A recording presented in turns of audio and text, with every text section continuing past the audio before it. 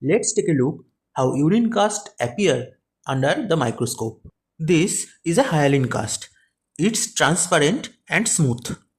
It's made up of tam horsefall protein, a glycoprotein secreted in large amount from the loop of Henle, especially in conditions like dehydration, fever, or after vigorous exercise. This protein precipitates in the distal convoluted tubule and collecting tubule, forming the structure we see as hyaline cast.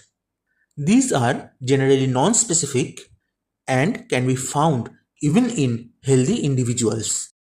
Now let's look at cellular cast.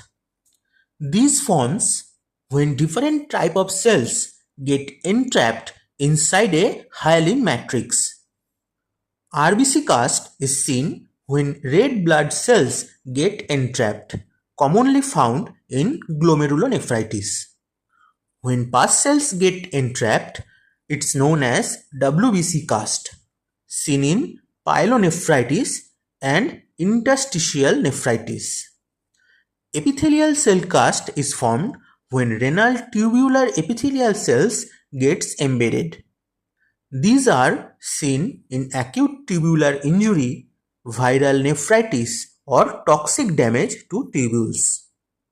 When the cells within the cellular cast start degenerating, they break down into cell fragments, giving a grainy appearance.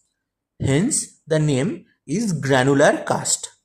These are often seen in chronic kidney disease or acute tubular necrosis. The last but not the least is the waxy cast.